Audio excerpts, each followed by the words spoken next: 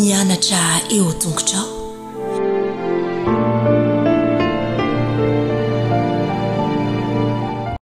Falomerabantsika tsirairay avindray tonga eto amin'ny fandraisana ny lesona ho an'ny lehibe sika amin'ity alatsinainy ity. Misaotra an'Andriamanitra isika fa mbola meny an'izao fotoana manokana izao ihany koa, ary misaotra ny fanahy masina koa tsika izay mitaona antsika hatrany handinika ny ten'Andriamanitra. Alohan'ny dirantsika ny amin'ny lesona an'io dia hivavaka isika. Andriamanitra tsara indrindra, mbola misaotra anao izay fanomena an'izao tombontsoa izao indray ahafahanay mandinika ny teninao. Irenay tokoa izany, atonga anay akaikikaiky bebe kokoa anao, ary ihany koa atakatra ny alalany izany fitiavanao izany. Nosika anay anao ny tsara sy safidy ny marina hatrany, anaran'i Jesosy, amen. Lohateny lesonantsika androany dia manao hoe fitiavana tsy voavaly. Hita ao amin'ny tantaran'ny Hosea ny ohatra manaitra ny fitiavan'Andriamanitra ny olombelona lavo. Nandida ny Hosea mpaminana Andriamanitra manao hoe mandehana maka vady mpitsangajanga sy zanaky ny fitsangatsangana, fa efa nitsangajanga be ny tany tamin'ny alany tamin'i Jehova. Tokony ho fianarana velona ny amin'ny fitiavan'Andriamanitra amin'ny vahoakany tokoa Hosea sy ny vady ny vadika, na dia teo aza ny fivadian'ny Israely sy ny fitsangajangany ara-panahy. Izany hoe tantaram-pitiavany men'Andriamanitra maimaim-poana ho an'izay tsy mendrika izany. Eny tokoa na dia teo aza ny fahatokiana sy ny fitiavan'Andriamanitra dia nikomy taminy hatrany ny olona. Fanaraka amin'izany dia imbetsaka ny soratra masina no milazalaza an'Andriamanitra ho ilay tia tsy voavaly amin'ny vady tsy mahatoky.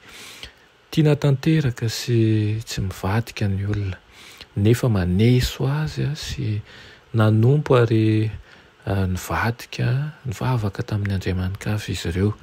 Nampalahelo azy mafy sy nanapaka ny fifandraisana izay toa tsy azo amboarina intsony mihitsy azy.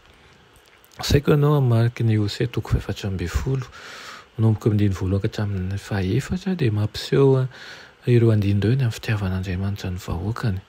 Taorian'ny fikominany verimberana nataon'ny olona dia nanambara toy izao Andriamanitra manao hoe hositraniko ny fiodinany ka ho tia azy fatratra aho. Raha ao amin'ny Baiboly DM no angalantsika anazy. Nadika amin'ny teny Hebreo hoe enebada ny teny hoe maimaim-poana, ao amin'ilay andian'ny teny hoe ho tia azy ireo maimaim-poana aho, izay midika hoe izay atolotra tsitsapo zany. Io ny tena ampiasaina amin'ny fanatitra tsitsapo amin'ny rafitra ny fitoerana masina. Manerana ny Hosea sy manerana ny fitantarana amin'ny soratra masina, Andriamanitra dia mampiseho fanoloran-tena sy fangorana mahatalanjona amin'ny olona. Na dia imbetsaka azy izy ireo no nanaraka fivavahana hafa, nanao Andriamanika hafa mihitsy, nandrava ny fifandraisan'ny fanekena izay toa tsy azo amboarina. Andriamanitra araka ny sitrapony dia nanome ny fitiavany azy ireo. Tsy mendrika ny fitiavan'Andriamanitra isika olona, no lavintsika sy nafohintsika ny fitakiana ara-drariny na dia izany aza dia nanome fitiavana antsika mandrakariva Andriamanitra. Tsy nisy fanerena na ara-moraly na tamin'ny fomba hafa eto sy any ankafa.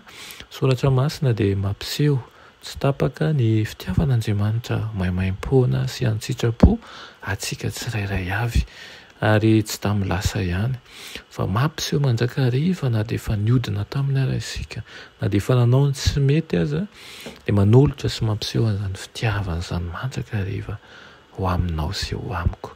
Ny anjarantsika dia mitodika sy miverina aminy, mandray sy miaiky ny fahadisoantsika, mandray ny fitiavany, ary miova sy mibebaka eo am-pototry ny hazo fijaliany Kristy irery ihany. Dia matoky somarina fa ho tafaverina indray ilay fifandraisantsika amin'Andriamanitra. Amen. Andriamanitra tsara indray-an-danitra, mbola misaotra anao zahay ny amin'izany teninao izany. Tsy voavaly tokoa raha ny fitiavanao. Mangataka aminao zahay amin'ny alalan'ny fanahinao masina mba hampiverina anay tsirairay avy ao ambalanao amin'ny fomba fijery tsy mitanila fa fomba hampitiavana, amin'ny fomba fisainana izay avy aminao rery ihany. ka na ny fiainana andavanandro any aoko mba ampitiavana na ny fifandraisana amin'ny hafa ihany koa ka ho avaozinao mandrakariva aminaran'i Jesosy. Amen.